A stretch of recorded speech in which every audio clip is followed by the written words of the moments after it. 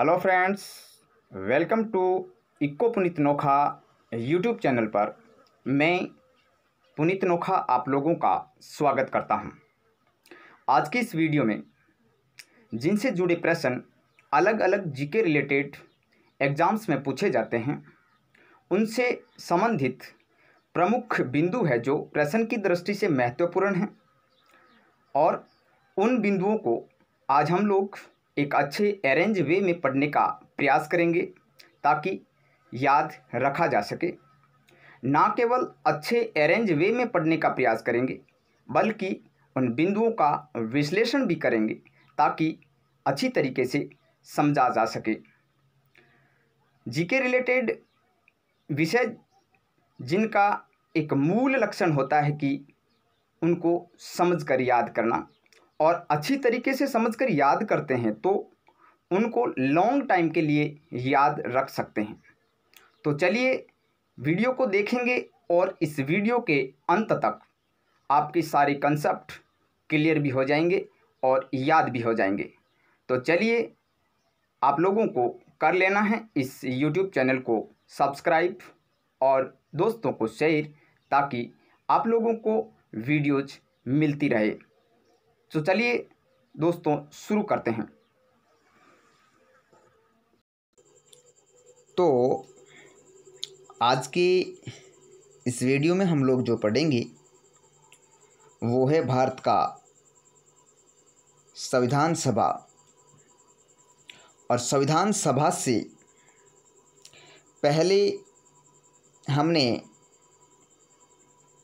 संविधान के विकास के क्रम में 3 वीडियोज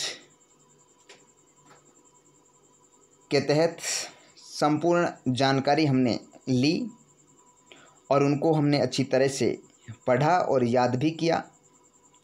लेकिन आज संविधान के विकास के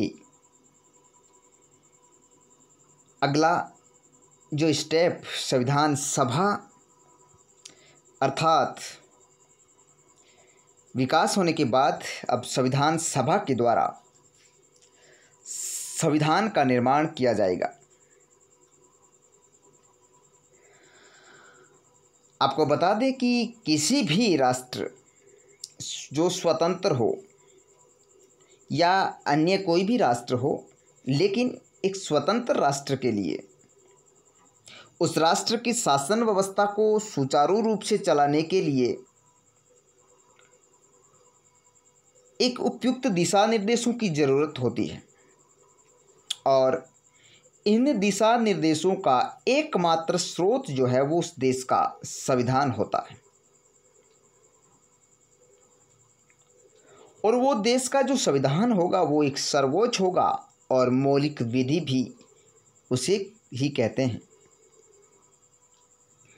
क्योंकि संविधान किसी भी देश का संविधान वो उस देश की राजनीतिक व्यवस्था का एक बुनियादी ढांचा जो है वो निर्धारित करता है, और जिसके अंतर्गत उसकी जो जनता जो है वो शासित होती है। और ये राज्य की जो विधायिका हो या कार्यपालिका या न्यायपालिका, उन जैसे प्रमुख जो अंग होते हैं उनकी स्थापना भी करती हैं। उनकी जो शक्तियाँ जो होती हैं उनकी व्याख्या करता है, और जो दायित्व होते हैं उनका सीमांकन करता है, और उनके जो भी पारस्परिक तथा उनके जो जनता के साथ जो संबंध जो है उनका विनियमन करता है। उसे संविधान कहा जाता है, क्योंकि संविधान के अंदर उन नियमों को उल्लेखित किया गया है जिनके द्वारा उस देश की संपूर्ण शासन व्यवस्था को सुचारू रूप से चलाया जाता है। एक अच्छा संविधान ही राष्ट्र के संपूर्ण विकास में भरपूर योगदान और सहायता दे सकता है,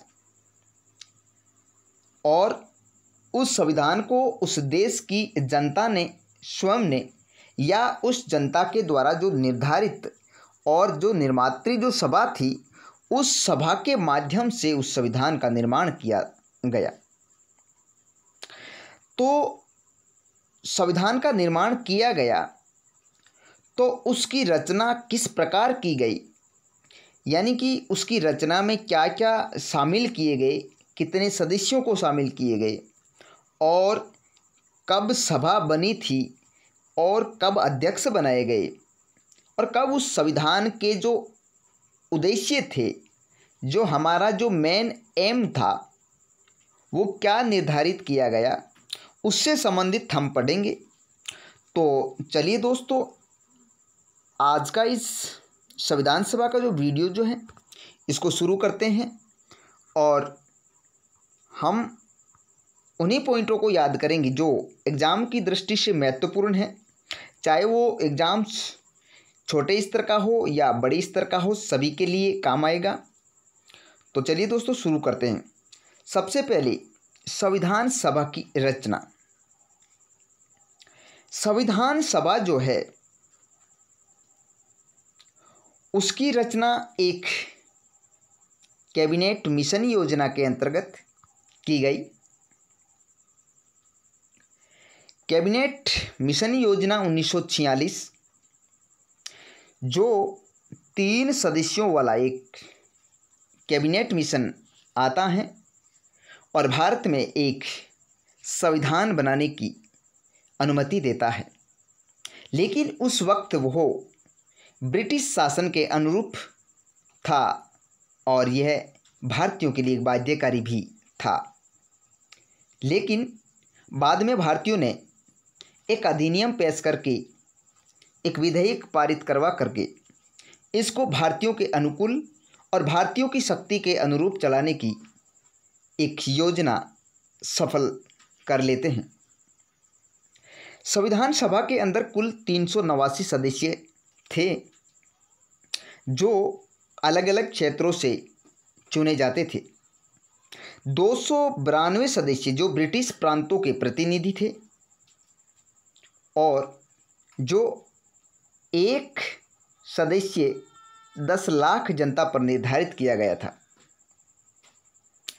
93 सदस्य वो थे जो देशी रियासतों से थे और 3 सदस्य जो मुख्य आयुक्त यानी कि जो दिल्ली था, जो अजमेर और मेरठ, उनसे एक चुना गया, दोनों से, चाहे वो अजमेर से चुने चाहे वो मेरठ से चुने। एक कुर्ग यहाँ से चुना गया, अर्थात 3 सदस्य इन्हीं क्षेत्रों से चुने गए और एक सदस्य बलूचिस्तान से चुना गया।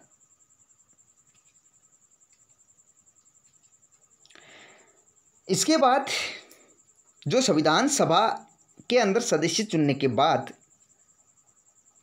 अब संविधान सभा में सदस्य बैठ गए, तो अब संविधान सभा में जो बैठक होगी, इन सदस्यों की बैठक होगी, तो उनमें से एक ऐसे सदस्य को अध्यक्ष के रूप में चुना जाएगा जो उस संविधान सभा का संचालन कर सके। इस प्रकार से जो संविधान सभा की प्रथम बैठक हुई थी वो 9 दिसंबर 1946 को हुई थी और इस बैठक के अंदर संपूर्ण संविधान सभा में से एक वयोवृद्ध व्यक्ति जिसका नाम डॉक्टर सच्चिदानंद सिन्हा, जिसको एक अस्थायी अध्यक्ष के रूप में चुना जाता है। और इसके बारे में बहुत बार क्वेश्चन आ चुका है कि संविधान सभा में अस्थायी अध्यक्ष किसे बनाया गया, तो डॉक्टर सच्चिदानंद सिन्हा को बनाया गया, जो संविधान सभा की प्रथम बैठक में जो 9 दिसंबर 1946 को होती है उसमें चुना जाता है। लेकिन इसके 2 दिन बाद यानी 11 दिसंबर 1946 को संविधान सभा ने एक स्थायी अध्यक्ष जो डॉक्टर राजेंद्र प्रसाद थे उसको चुन लेते हैं और उप सभापति HC मुखर्जी को चुन लिया जाता है। वहीं संविधान के अंदर जो सलाह देने का कार्य कर रहे थे और एक सलाहकार समिति थी जिसका हेड BN राव को बना दिया गया। इनसे संबंधित भी क्वेश्चन आता है क्योंकि BR अम्बेडकर और BN राव एक लगभग सेम से नाम होने के कारण और संविधान के निर्माण और जो निर्माता के रूप में अंबेडकर को जाना जाता है, तो उसको संवैधानिक सलाह के रूप में भी कन्फ्यूजन करके क्वेश्चन दे दिया जाता है। तो यह भी एक महत्वपूर्ण है, इसका भी आपको नाम याद रखना है विशेष रूप से। इसके बाद भारत की संविधान सभा बनती है, तो वह कब और किस तारीख से बनती है और उसमें कितने सत्र शुरू होते हैं, प्रथम सत्र कब शुरू होता है और अंतिम सत्र कब शुरू होता है। चलिए दोस्तों शुरू करते हैं। भारत की संविधान सभा यानी कि स्थापना इसकी कैबिनेट मिशन योजना 1946 के अंतर्गत होती है। इसके अंदर कुल 11 सत्र लगाए जाते हैं और प्रथम सत्र जो है वो 9 दिसंबर से जो प्रथम बैठक होती है वहाँ से लेकर के 23 दिसंबर 1946 तक शुरू चलती है। इसमें 3 महत्वपूर्ण कार्य होते हैं कि 9 दिसंबर को अस्थायी अध्यक्ष चुना जाता है, 11 दिसंबर को यहाँ अस्थायी और यहाँ स्थायी अध्यक्ष चुना जाता है और 13 दिसंबर को पंडित जवाहरलाल नेहरू द्वारा संविधान सभा में एक उद्देश्य प्रस्ताव रखा जाता है, यानी कि हमारा भारत का संविधान जो बनेगा वो इस प्रकार से बनेगा, उसमें ये चीज़ें समाहित की जाएगी। और जो अंतिम जो 11वां सत्र जो है वो 14 से लेकर के 26 नवंबर 1949 तक चलता है। हस्ताक्षर हेतु बुलाई गई विशेष जो बैठक थी, जो अंतिम बैठक थी, जहां अब लोकतंत्र स्थापित होगा, उससे करीब 2 दिन पहले अर्थात 24 जनवरी 1950 को बुलाई गई थी। यहाँ महिला सदस्यों की संख्या 15 और इससे काफ़ी प्रश्न चिन्ह ये भी लगता है कि कहीं इस पर 8 बता रहे हैं, कहीं 12 बता रहे हैं। तो इसमें यदि आपको इस प्रकार का क्वेश्चन पूछ लिया जाए कि संविधान सभा में महिलाओं की सदस्य संख्या थी वो 15 थी, लेकिन हस्ताक्षर करने वाली सदस्यों की संख्या यहाँ 8 हो जाती है, तो 15 और 8 दोनों याद रखने हैं। इसके बाद संविधान सभा के जो कुछ महत्वपूर्ण जो सदस्य थे उनमें से कुछ सदस्य घट जाते हैं, कम हो जाते हैं, क्योंकि संविधान सभा बनती है तो उस संविधान सभा का मुस्लिम लीग बहिष्कार करती है और वह इससे हट जाती है। तो हटने के बाद 389 में से घटकर के 299 सदस्य रह जाते हैं और जो 229 सदस्य प्रांतों से और 70 राज्यों के प्रतिनिधि थे।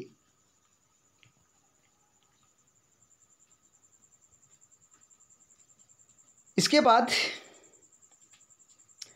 जो कुल उप समितियां या प्रमुख समितियां थी, उन समितियों के द्वारा कुल 22 समितियां थी, उनके द्वारा एक रिपोर्ट प्रस्तुत की गई कि अब हम एक ऐसा ड्राफ्ट तैयार करें, एक प्रारूप तैयार करें जो संविधान का प्रारूप हो। और इस प्रकार की रिपोर्ट B.R. अम्बेडकर को देते हैं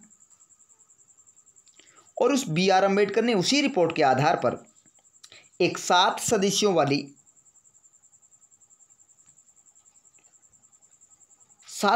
वाली एक प्रारूप समिति का गठन करते हैं और उसके हेड खुद बन जाते हैं, अर्थात B.R. अम्बेडकर बन जाते हैं। तो उस प्रारूप समिति ने अपना जो प्रस्ताव तैयार किया था उसे जनवरी 1948 को प्रकाशित किया जाता है। उद्देश्य प्रस्ताव जो था वो पंडित जवाहरलाल नेहरू ने 13 दिसंबर 1946 को संविधान सभा में पेश किया और 22 जनवरी 1947 को पारित किया गया संविधान सभा द्वारा। जब संविधान सभा के द्वारा ये पारित कर दिया जाता है तो 29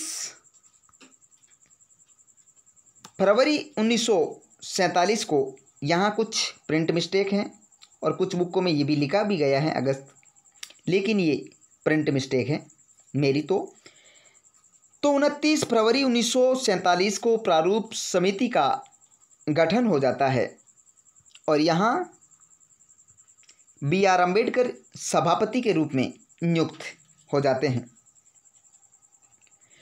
यहाँ कुछ सदस्य होते हैं जो 7 सदस्य होते हैं, जिसमें N गोपालास्वामी अयंगर, अलादी कृष्णामा स्वामी अय्यर, मोहम्मद सदाउल्ला, VL मित्र जो अस्वस्थ हो गए थे कुछ दिन बाद और उसने त्याग पत्र दे दिया, और उसके स्थान पर N माधवराव को नियुक्त किया गया,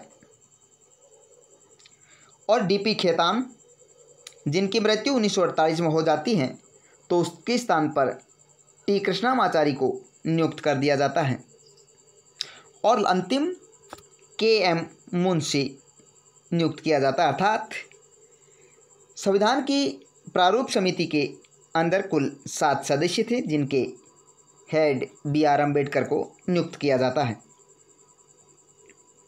संविधान सभा में प्रमुख 13 समितियां थी और जिनमें से मैंने कुछ महत्वपूर्ण समितियां जिनसे संबंधित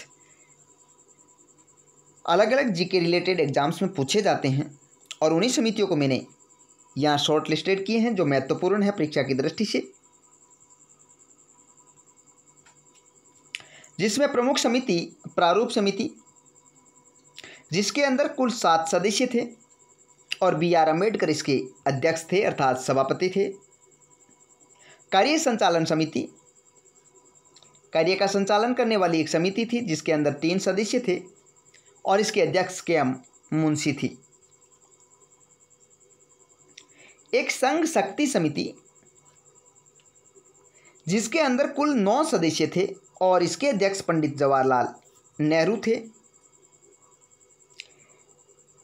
चौथी समिति मूल अधिकार और अल्पसंख्यक से समिति, जिसमें कुल 54 सदस्य थे और सरदार वल्लभ भाई पटेल इसके अध्यक्ष थे। जो मूल अधिकारों से संबंधित और अल्पसंख्यक जो लोग हैं उनसे संबंधित जो भी समस्याएं थी उनकी अध्यक्षता और उनके बारे में विचार विमर्श करने का प्रमुख जो निर्देशन सरदार वल्लभ भाई पटेल के द्वारा दिया जाता था। संघ संविधान समिति, जो देश हैं जो संघ है इसके लिए जो संविधान बन रहा है उसकी एक समिति बनाई गई जिसके अंदर 15 सदस्य थे और पंडित जवाहरलाल नेहरू उस समिति के अध्यक्ष थे। एक महत्वपूर्ण समिति है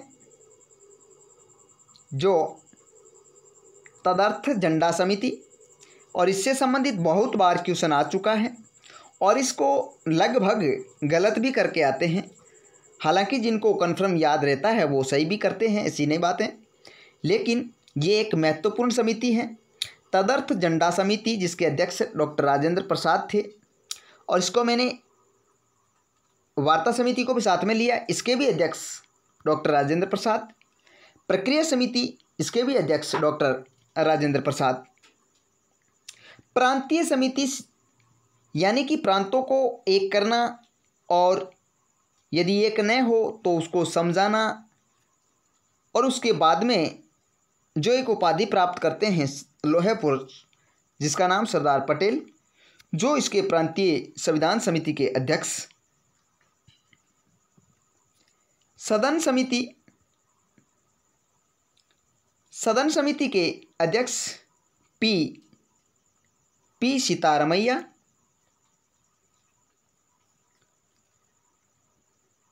इसके बाद जो महत्वपूर्ण जो मैंने फैक्ट लिया है और उससे संबंधित क्वेश्चन आता है, ज़्यादातर लोग इसको गलत भी करके आते हैं, क्योंकि ऐसा हुआ भी था कि BR अम्बेडकर जो है वो संविधान सभा में जो निर्वाचित होकर के आए थे वो कौन सी प्रेसिडेंसी से होकर के आए थे।